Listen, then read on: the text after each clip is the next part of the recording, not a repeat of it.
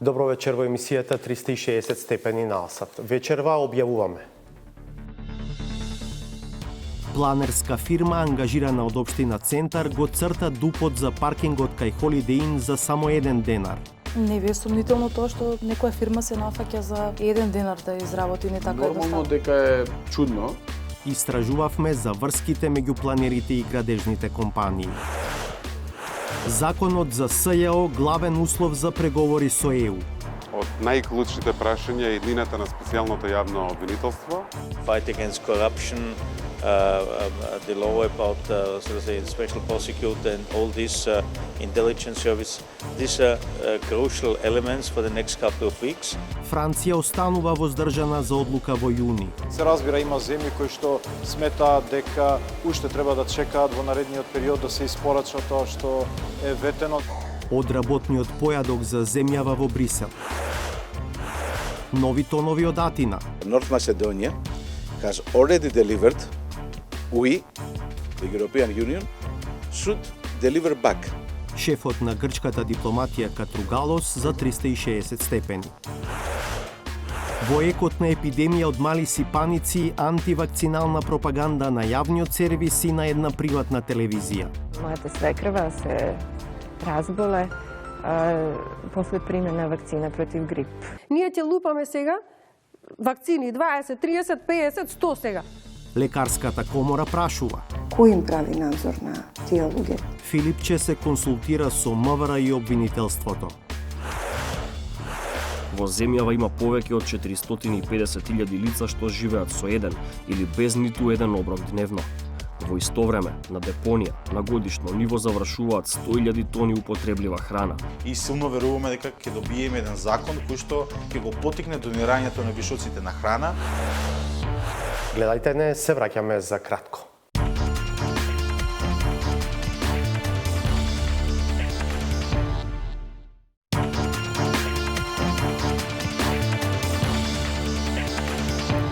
Гледате 360 степени. Во екот на епидемија на мали сипаници, пред се поради одбивањето на некои родители да ги вакцинираат своите деца, на Собранискиот канал и на една приватна национална телевизија се прикажани содржини во кои отворено се пропагира против вакцинацијата. Агенцијата за медиуми смета дека нема работа за неа, а од лекарската комора гласно прашуваат: ако и за најмала лекарска грешка се одговара, тогаш кој се грижи за одговорноста на овие луѓе? Петар Клинчарски разговараше и со министерот за здравство, кој вели дека се консултира со МВР и со обвинителството за да преземат акција. Глобалните социјални мрежи и сервиси како Instagram, Facebook, YouTube објавија војна против антиваксерите. А во Македонија, сомнежот против вакцинацијата и генерално конвенционалната медицина се промовира на телевизија, вклучувајќи го и јавниот сервис. Мојата свекрва се разболе после примена вакцина против грип. Стручната Фела реагира дека овие доктори не се тоа во вистинската смисла на зборот. Кој им прави надзор на тие луѓе? Кој ја има моќта да застане на патот во нивната кампања? Тоа што можеме да направиме, ќе го направиме во овој следен период кој што доаѓа, да го известиме Министерството за внатрешни работи официјално за што и како станува збор и како се загрозува јавното здравје со овие јавни настапи.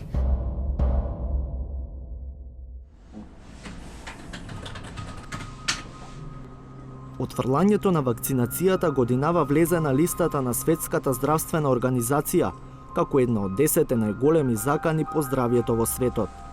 Социјалните мрежи и медиуми ги забрани антивакциналните кампањи и сега нудат едукативни содржини подкрепени со научни факти за корисниците.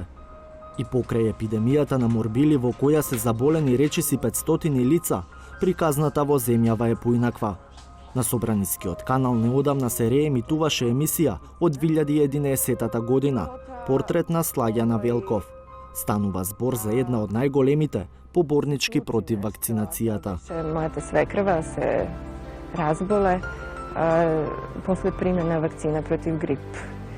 И јас тогаш почнав да истражувам на некои природни начини за лекување, бидејќи класична медицина не можеше да ја помогне. Најдов многу тие природни и бесплатни начини за лекување, кои сега ги споделувам со луѓе. За неизе, за жал, беше доцна, бидејќи таа почина година и пол дена после примена вакцина. Меѓутоа, за многу други луѓе не беше и многу луѓе се излечија од рак, шекерна болест, ментални заболувања.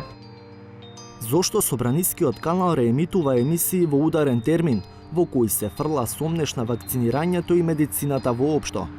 Главната уредничка Виолета Димовска писмено ни одговори дека немале таква намера. Таа не препознава одговорност.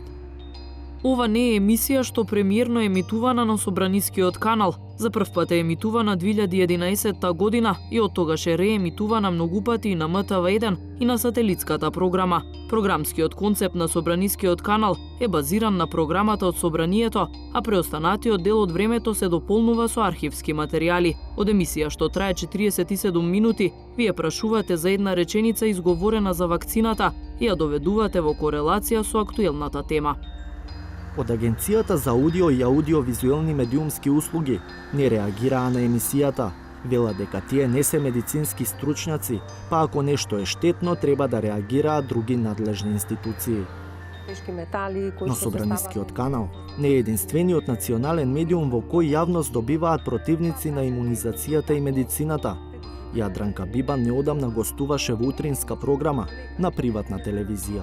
Значи, децава од која ќе се родат до 2 години таму, па дури до 18 години, значи до после пубертет, значи примаат еден куп вакцини. Значи ние не можеме да создадеме вакцини онолку колку што природата може да создаде вирусни информации. Или пак ако таа создава вирусни информации, ние ќе лупаме сега вакцини 20, 30, 50, 100 сега. Авторката на емисијата Елена Спенџарска тврди дека целта не била да се зборува против вакцините, дека емисијата воопшто не била репризирана и дека ставот на уредничкиот тим, евоти Јадранка Бибан, нема повторно да биде гостин во догледно време. Причина за ваквата одлука беше острата реакција на лекарската комора за нејзиното гостување. За Фелата не е јасно зошто медиумите прикажуваат емисии кои можат да го загрозат здравјето на граѓаните. И имаме епидемија на морбили и имаме, за жал, многу често посета на болници на пациенти кои се во напреднати стадиуми на заболувања, различни заболувања, не е само малигном, него и други заболувања. И имаме она што ние сме научени да работиме, медицина базирана на докази. Докази кои кажуваат, ево, студијата во Данска на 650.000 деца дека вакцините за морбили не предизвикуваат аутизам.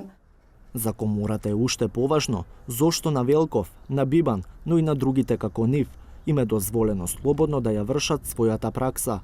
Иако и двете се представуваат како докторки, тие немаат обновена лиценца за работа, што законски значи дека немаат право да работат во здравствената дејност и да лекуваат пациенти. Ние нашите доктори, ако направат стручна грешка, една од обврските на лекарска комора е да прави стручен надзор. Надзор на нашата работа. Кој им прави надзор на тие луѓе кои немаат лиценца за работа, не знам. Они кажуваат дека се доктори. Согласно кои правилници они работат? Министерството за здравство во моментот истражува дали Велков и Бибан имаат регистрирана дејност за вршење на традиционална домашна медицина, на која и двете се повикуваат, а за која мора да имаат лиценца за работа од Комората за комплементарна и алтернативна медицина. Се проверува дали има регистрирано евентуално таква некоја организација, за сега немаме такви податоци, но кога ќе ги завршиме целосните проверки и анализи, ќе пристапиме кон мултисекторски пристап заедно со овие институции кои што ги спомнав претходно. И во најскоро време, заеднички со Министерството за внатрешни работи, но и со основното јавно обвинителство кое што меѓувреме се консултиравме за тоа што и како треба да направиме, верувам дека ќе има простор да преземе некоја конкретна акција. Додека во земјава траат проверките, а Собранискиот канал не гледа проблем што реемитува содржини со слагја на Велков, нејзините активности во соседна Србија се предмет на интерес на истражните органи. Пред точно една година, група од 270 родители поднесоа кривична пријава против 43 противници на вакцината на деца, поради создавање паника и загрозување на здравјето на нацијата. 2 години претходно, полицијата го претресуваше домот на Велков во Србија, барајќи ММС капки, кои Велков ги промовирала како лек за се, од грип до сида. Според истражувањето на новинарите на Ал Джезеира, капките се отровни и можат да предизвикаат и смрт. Ravnatelj Hrvatskog toksikološkog zavoda kaže nema sumnje, konzumacija kemikalija koje se nalaze u MMS kapima može dovesti do trajnog oštećenja niza organa, pa i smrti. Radi se o opasnim kemikalijama koje u reakciji daju još jednu opasniju zapravo tvar, a to je klorov dioksid. Vrlo snažan otrov, posebice udisanjem može dovesti do kolapsa pluća, odnosno može dovesti do edema pluća i onda dolazi do blokade zapravo disanja i do smrtnog ishoda. Нема официјални информации дека ММС капки се продавале во земјава, но неофицијално можат да се купат и се купуваат пред се од родители со деца со аутизам. Ова е уште еден предизвик за здравствените и истражните власти да проверат и да дејствуваат ако е навистина така.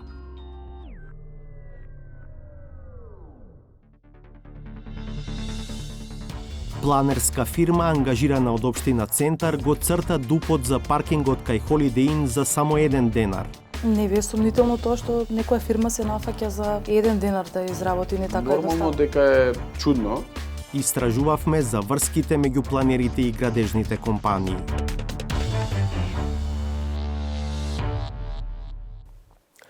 Останува неизвестно дали Северна Македонија во јуни ќе добие одлука за официјален почеток на пристапните преговори со Европската Унија. Причините се повеќе: европските избори во мај, доцнењето на годишните извештаи на комисијата поради тоа, краткиот период потоа до самитот во јуни. Од домашната задача што мора да се исполни како главно прашање се наметнува законското решавање на статусот на СЈО. Владимир Мирчевски известува од Брисел, каде денеска во организација на Романија и на Грција се одржа работен појадок на шефовите на дипломатиите на ЕУ посветен на европската перспектива на Северна Македонија. Овде во Брисел видливо е расположението кај мнозинството земји членки на Унијата на самитот во јуни да донесат одлука за старт на преговори со земјава. Но видлива е воздржаноста на неколку влијателни членки, пред се Франција, за прашањето за натамошното проширување. Ова, како и точката за напредокот на Северна Македонија, беа главна тема на работниот појадок организиран од Грција и Романија, на кој присуствува 18 министри за надворешни работи. Франција беше представувана на амбасадорско ниво. Атмосферата била позитивна, велат учесниците, меѓу кои беше и еврокомесарот за проширување, кој одговори на неколку прашања на 360 степени.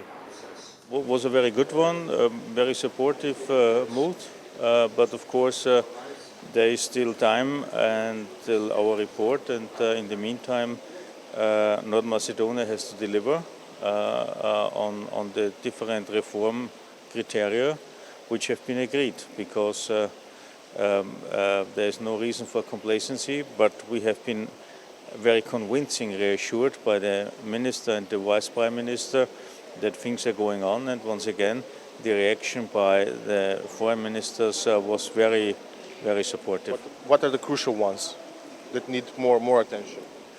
Not more attention, it needs so say sustainable implementation.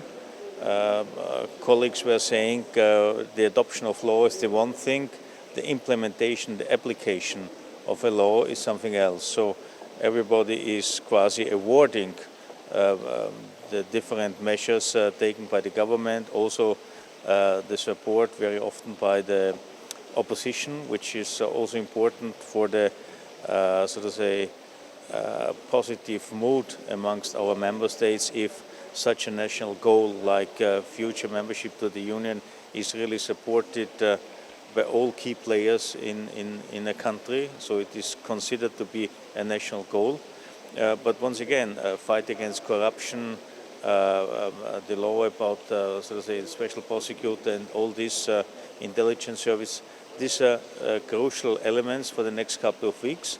But of course, we have to see how this in the future is applied. But everybody was clear. It's the beginning of a long journey. What about your skeptical member states concerning France about the future enlargement, especially Macedonia? Well, today the overwhelming and may I even say, unanimous position of countries was that everybody is awarding the achievement, the Prespa agreement and its implementation, and this is what counts. But once again, it's a huge achievement, but many other things have to be done, but so to say, it's the right way forward. Во кратко интервју за 360, шефот на грчката дипломатија Јоргос Катругалос во духот на новите односи меѓу двете земји беше јасен во ставот дека земјава треба да добие преговори. Северна Македонија испорача и со Преспанскиот договор и во делот на реформите, и сега Унијата треба да испорача, вели Катругалос. Greece is supporting the European perspectives of all Western Balkan countries, but this is a merit-based process. So we wanted to emphasize that North Macedonia has already delivered with Prespa agreement and important serious reforms related to the new legislation about organized crime, civil service reform, and they will continue to deliver. We, the European Union, should deliver back. That was the essential message of this meeting, that there is a clear interest both for the European Union, North Macedonia, our people, and for the European idea itself to proceed in June by encouraging the European perspectives of our northern neighbour. What are the chances in June there to be a decision granting a start of accession negotiation talks for North Macedonia, having in mind some bit skeptical member states like France concerning future enlargement? There are some legitimate concerns, taking into account the present state of the play in the European Union. We have a clash of ideas on what kind of Europe we want. But we think that exactly for this reason, because North Macedonia has embraced the idea of open societies, resolving problems through dialogue, rejecting bigotry and xenophobia, that we should encourage its accession, because it would help all us Europeans who believe in Europe of human rights, liberties, not to the Europe fortress, to reinforce our position. And finally, are you satisfied with the so far implementation of the Prespa agreement? Yes, there are problems, but they are both of us are examining problems that they exist, and we try to resolve them immediately. So that we have both commitment to respect the spirit and the letter of the Prespa agreement, and despite problems that occur, and it's very logical to occur, we face them. Поради изборите за Европскиот парламент во мај, годишните извештаи за земјите аспирантки Европската комисија ќе ги објави најверојатно на 29 мај. Краткиот период од објавувањето на извештаите до одржувањето на самитот на ЕУ во јуни е дополнителна компликација во целиот случај. Одржувањето на европските избори кон крајот на мај го одложи објавувањето на редовните извештаи на Европската комисија. Се слушате некои гласови од одредени главни градови во Унијата дека тоа би можело да повлече со себе и одлагање на одлуката за датум за почетни преговори за Северна Македонија. Генерално мислам дека е добра одлука да се одложи извештајот, затоа што сметам дека подготвување на извештај во предизборна атмосфера ќе имаше малку субјективизам во смисла на вордингот кој што ќе се употреби во пресрет на изборите за Европската унија. Така да сметам дека по-релаксирано ќе биде објавувањето веднаш после изборите за Европскиот парламент. Тоа што малку после прави проблем е временскиот теснец до одлуката на Советот. А тоа е само 20 дена, имајќи предвид дека некои земји членки треба да ја потврдат одлуката во нивните парламенти, тоа значи дека треба да направиме напор и заради технички причини да нема одлагање. Мислам дека одлагањето е една од помалку веројатните сценарија на овој процес, многу лоши за нас и за регионот. Ние работиме да за Република Северна Македонија има јасна одлука за потврдување на датумот од минатата година. Дали и колку е хендикеп тоа што Северна Македонија е ставена заедно во пакет со Албанија, имајќи во предвид дека повеќе земји членки на Унијата имаат доста забелешки кон албанското портфолио? Видете, нашиот став е дека најдобро решение за регионот е двете земји да одат напред. Меѓутоа се разбира дека принципот кој што е промовиран од почеток, не само од нас, туку од сите земји членки, дека треба да важи така наречениот регата принцип. Односно, секоја земја се движи со брзина со која што испорачува во делот на реформите и во затварањето на политичките теми. Така да мислам дека ќе има merit-based проценка на земјите, со надеж дека целиот регион ќе оди напред, меѓутоа сметаме дека Република Северна Македонија е посебна приказна во регионот, особено со крупните политички процеси кои што ги заврши и дека било каков негативен одговор или било какво двоумење во поглед на испорачување на страна на Европската Унија ќе го уништи во срж наративот кој што е создаден во државата, а кој наратив треба да биде охрабрување за другите земји од регионот да го следат нашиот пат во смисла на правење на тешки компромиси. Министерот Димитров по појадокот имаше одделна средба со шефот на германската дипломатија Хајко Маас. Берлин е клучен во целата приказна. Како поради влијанието, така и поради фактот што одлуката за преговори прво мора да помине во Бундестагот, кој ќе има многу краток рок да го направи тоа, во првата недела од јуни. Реално и искрено е да се каже дека работата не е сосем до крај завршена. Предстојат изборите за Европски парламент во мај. Од нашата домашна работа мислам дека од најклучните прашања е еднината на специјалното јавно обвинителство. Мојата главна порака беше дека после една цела изгубена генерација, заради разликата околу името, тој тек го решивме, храбро, одиме напред. Меѓутоа, се разбира, знаеме дека не е само заради решавање на билатерални проблеми дека треба да почнеме преговори, туку и заради тоа што нашето општество е жедно да стане европско. Има побарувачка едноставно. И мислам дека има неколку важни реформски чекори со кои што можеме да се пофалиме. Ние уште правиме грешки, и тоа го кажав. Меѓутоа, многу често тие грешки ги поправаме, токму заради реакцијата на јавноста.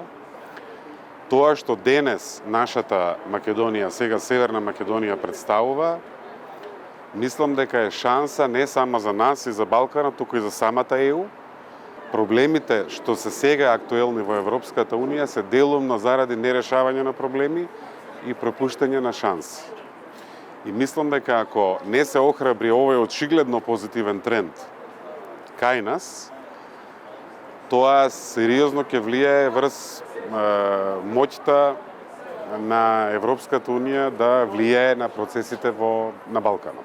Дали има шанса да се остварат гласините кои што се погласни во некои од главните градови во Европската Унија, дека поради европските избори кои што со себе повлекува и доцнење на објавувањето на европските извештаи ќе се одложи и одлуката за Македонија евентуално во јуни? Мислам дека ние сега мора да се држиме до планот А. Не сме ние тие што го поставија јуни во фокусот.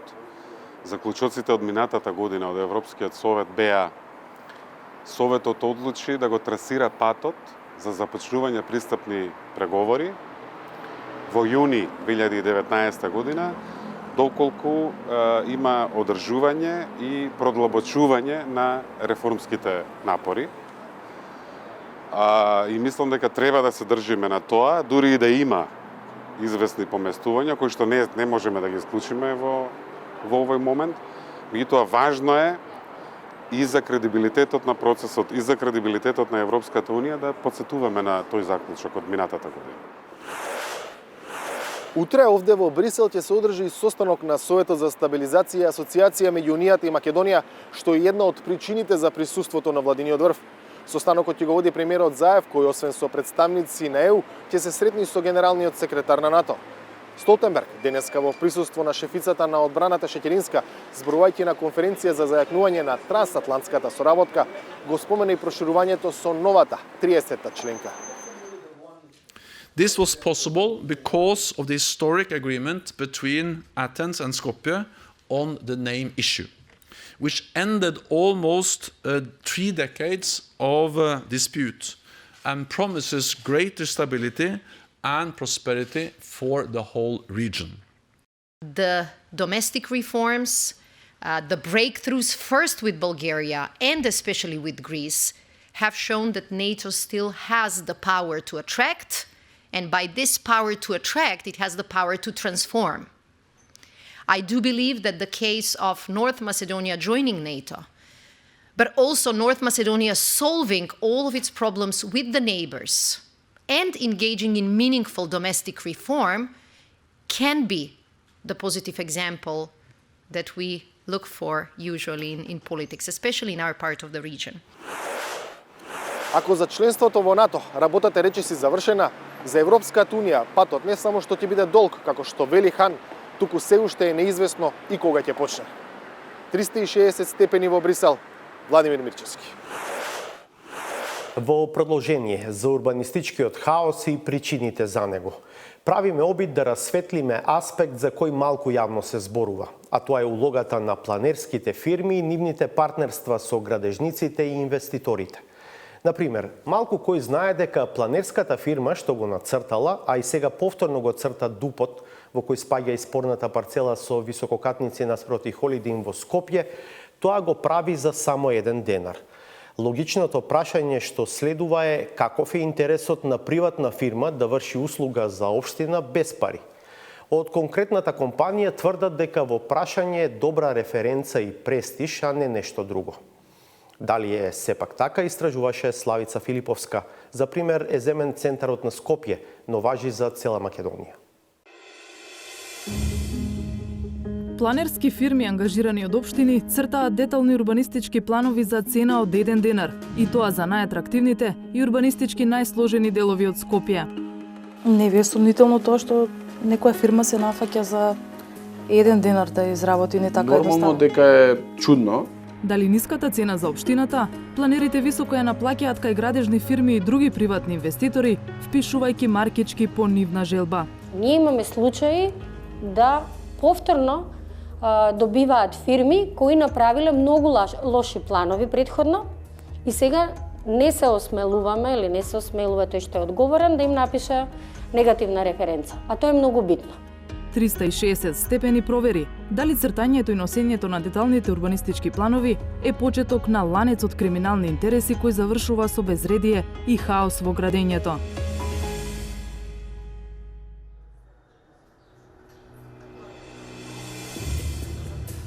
Мораториумот за издавање нови градежни дозволи во општина Центар заради ревизија на деталните урбанистички планови стигна на дневен ред во Уставниот суд. Иницијатори за оценка на уставноста се најзасегнатите од мораториумот, Стопанската и Градежната комора. Минатата среда седницата на Уставниот суд, на која на дневен ред беше мораториумот во Центар, прераснала во бурна дискусија, велат извори од судот. Дел од судиите сметале дека прашањето за законитоста на мораториумот не е во надлежност на Уставниот суд. Други пак рекле дека мораториумот е уставно-правно проблематичен, бидејќи запира спроведување на планови од јавен интерес. Изјаснувањето Уставниот суд го одложи за следната седница во среда. Ревизијата направена за време на мораториумот покажала дека 32 детални урбанистички плана од вкупно 33 во општина Центар не се во согласност со генералниот урбанистички план на град Скопје. Затоа се изработуваат нови, коригирани верзии на доповите, од кои досега се изгласани само 2.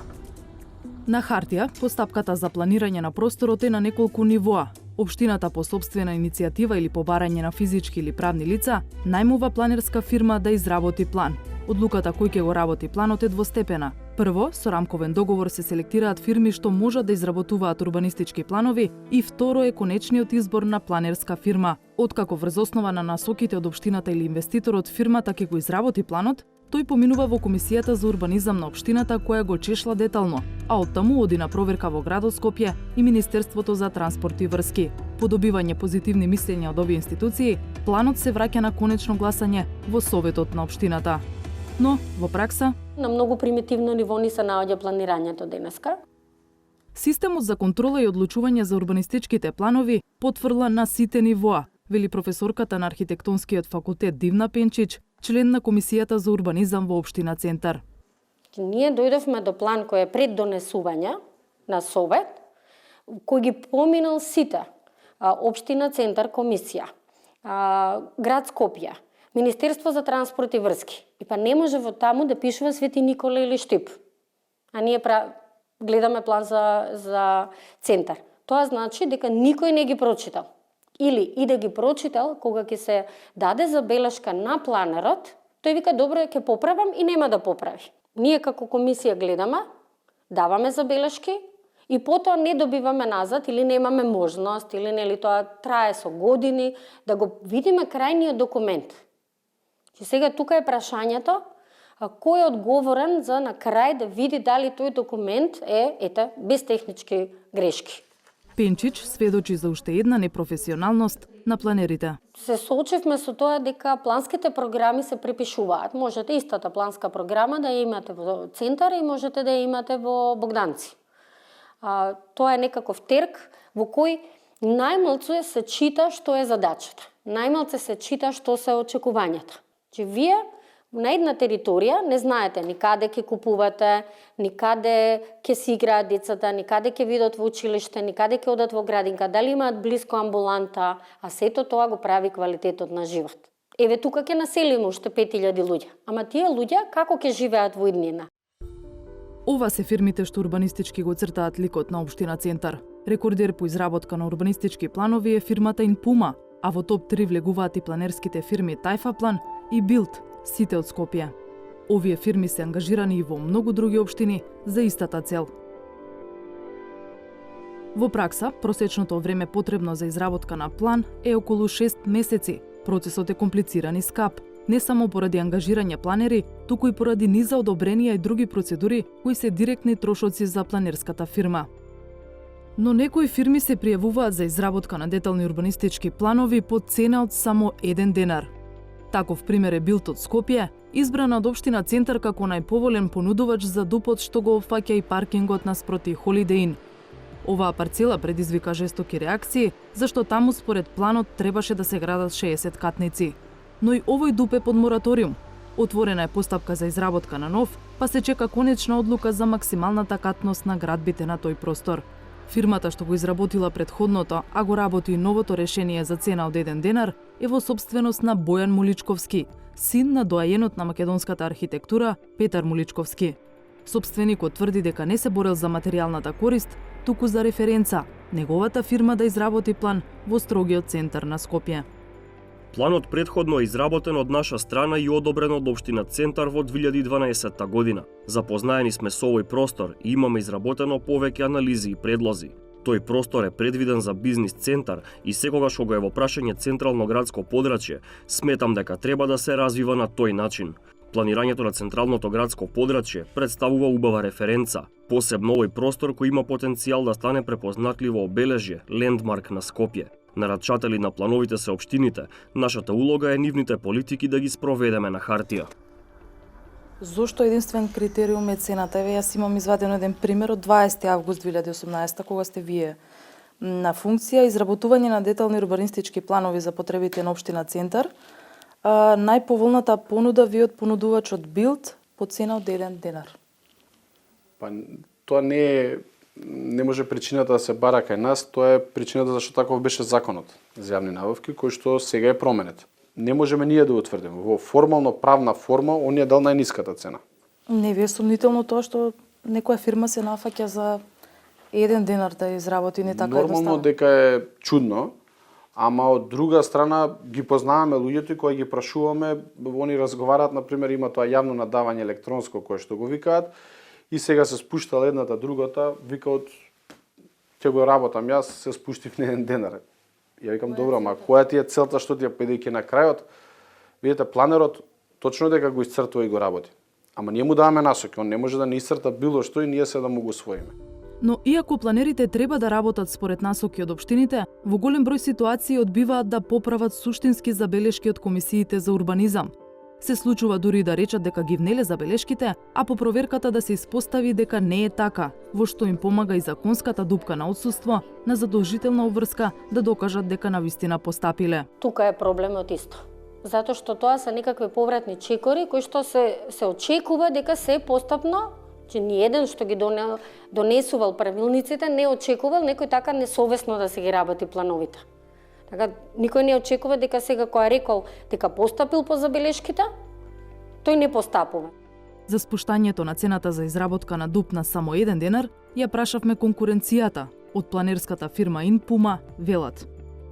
За вредноста на урбанистичките планови кои на јавна аукција се спуштили и до цена од 1 денар, излишен е каков било коментар, со оглед на тоа што реалната вредност на чинење на дуб изнесува од 750 до 1000 евра за хектар. Позадината на ваквото работење и делување во урбанистичката дејност најдобро може да ја објаснат планерските куќи кои работат урбанистичко-планска документација за 1 денар.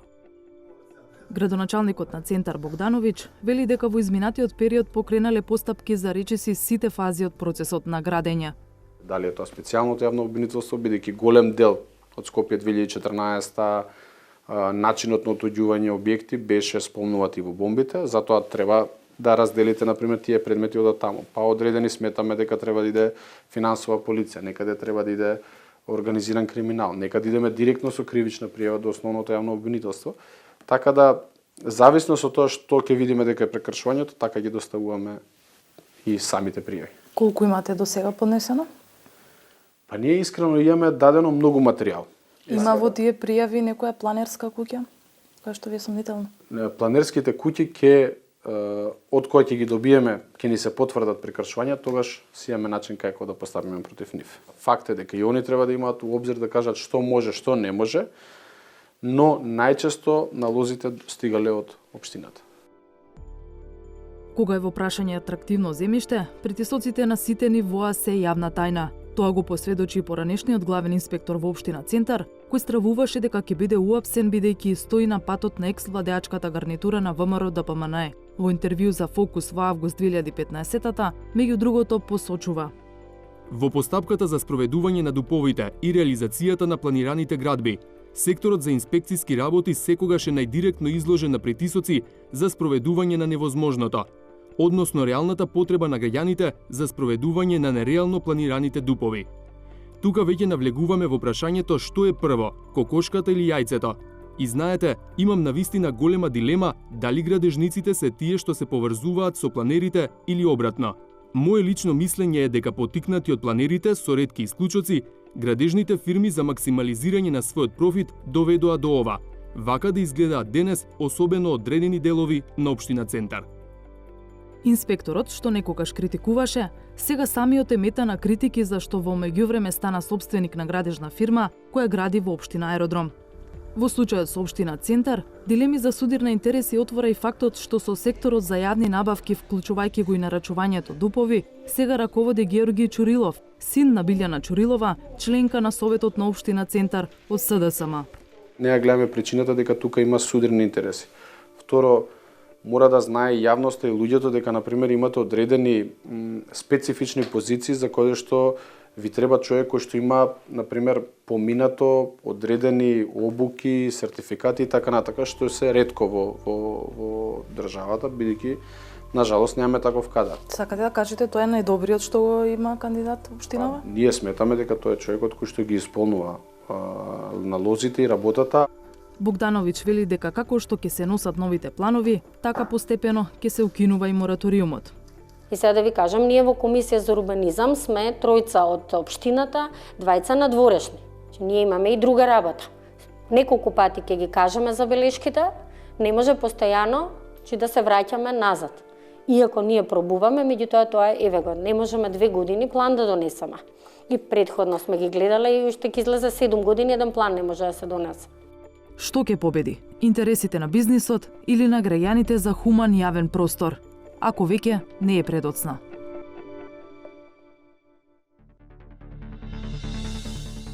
Вика за голема личност фрлаат камења. Саботажа.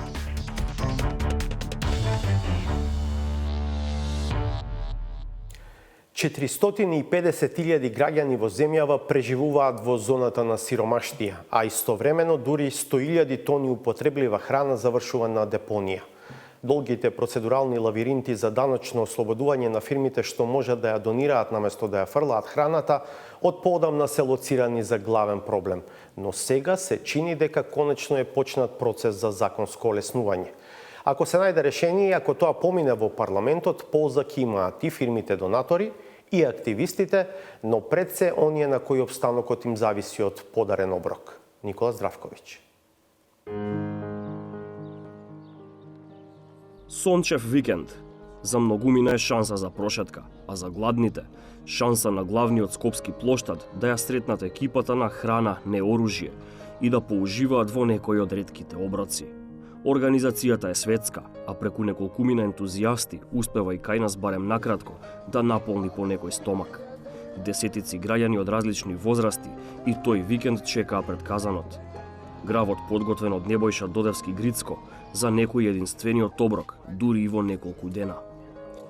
Секој од нас има право на храна, не привилегија, и секој има право на 3 оброка. Ако идеме според човечки некои правила, 3 оброка. Значи, денес он треба да добие 3 оброка, не еден оброк. Или ти, или јас, или било кој да е. А на жалост, они добиваат само у недела. Пред тоа правев 3 пати неделно, па прекинав и сега ради здравствени причини, пошто идам на диализа 3 пати у неделата, одам на диализа и го правам само еднаш неделно. Луѓе како мене одвојуваат време колку можат од своето слободно време и помагаат онака како што можат со донации, средства, физичка помош и така натаму и така натаму. Колку луѓе обслужуваме, така да го наречеме, дневно е дискутабилно во зависност, меѓутоа ајде да речеме дека големиот лонец кој што го имаме можеби има меѓу 80 и 100 порции.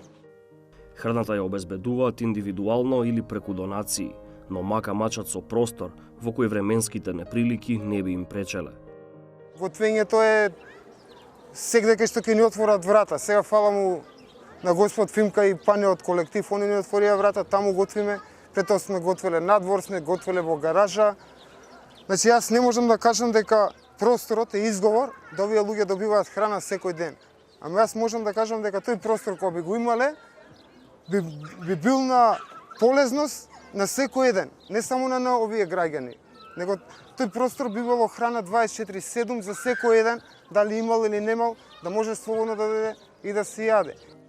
Скопје е голем град, па можеби затоа и проблемите се повидливи, но тоа не значи дека во помалите градови не се водат слични животни битки. Географијата познава километри, но гладта не. Маката на сиромашните и гладните од Скопје ја делат и оние во другите градови. Например, тука, во Виница. Ако скопските организации се соочуваат со сериозни предизвици, како тогаш функционираат оние овде?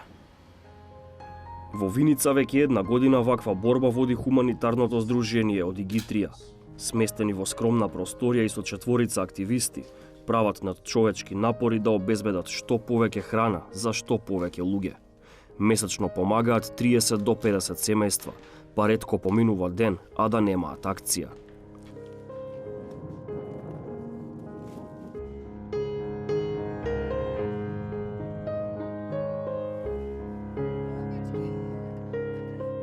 Ние акцент ставаме на прехранбени производи, бидејќи семејствата кои што ги посетуваме исклучиво навистина имаат потреба од храна, бидејќи кај некои луѓе и семејства можам да кажам дека оброкот им се сведува на минимум, односно 5 до 6 оброка во текот на неделата. Или кога некој ќе прашам, ќе кажа дека денес, например, имаат јадено само леп и вода. Ние покриваме, значи, на почетокот само Виница, меѓутоа со зголемениот број на донации покриваме дел од Кочани, рурални средини, исто така градот Виница, рурални средини плюс.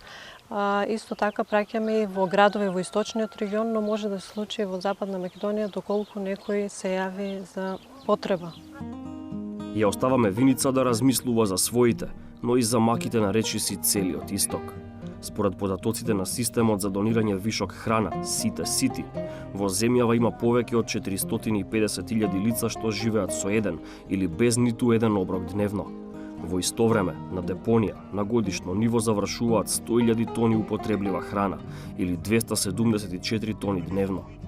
Леги се организација што и самата е вклучена во овој систем и која одговарајќи на прашањето од каде толку гладни покрај толку вишок храна, на детектор го става и самото законодавство. За жал многу од храната завршува на депонија поради едноставно некои законски регулативи кои што се олеснителни ако се однесе храната на депонија отколку да се донира, и секако големите производители на храна се одлучуваат за тој чекор затоа што им е полесен, поедноставен отколку да се донира. Зошто за потенцијалните компании донатори е полесно да ја фрлат отколку да ја донираат храната? Одговорот е дека бирократијата трае подолго и од рокот на траење на храната и донирањето ги води во предолг процедурален лавиринт за даночно ослободување. Додека тоа заврши, храната веќе станала неупотреблива. Напорите на сите сити да се смени ваквата реалност се чини дека првпат по подолго време стигнаа до очите и ушите на надлежните. Министерството за труд и социјала веќе им доверило да развиваат програма со која овој проблем би се надминал, а фрлањето искористлива храна би можело наскоро и законски да стане минато. Се работи на закон за донирање на вишок храна, кој што се започна еден процес со владата и со незините институции уште од 2017 година. Многу сме стрекни што владата донесе одлука дека се даде на рок до крај на јули да се донесе еден ваков закон. Процесот го води Агенцијата за храна и ветеринарство, работната група е отворена, вклучени се различни институции и силно веруваме дека ќе добиеме еден закон кој што ќе ги тргне пречките кои што до некаде постојат сега со постоечките законски решенија и ќе го потикне донирањето на вишоците на храна, бидејќи верувајте има голем потенцијал од храна која што во Македонија останува. Од Агенцијата за храна и ветеринарство велат дека имаат нацрт закон и дека сега се работи на распределба на обврските помеѓу институциите, но не даваат временска рамка кога законот да го очекуваме во пракса. Блаже и соборците во меѓувреме неуморно работат. Во изминатата година спасиле 66 тони храна и со нив наполниле 220.000 порции. Како што вели, само скопските угостители во време на свадби и матурски можат од својот вишок да нахранат град од 10.000 жители. Храна има, но и гладни исто така. Како првото да го елиминира второто, е равенка која државата ќе треба да ја реши што поскоро.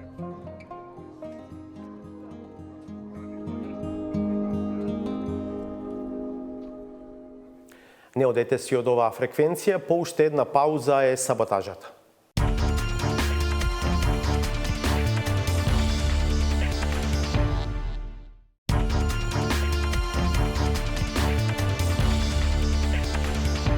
Да го одгледаме новото издание на саботажата на авторот Сречко Поповски.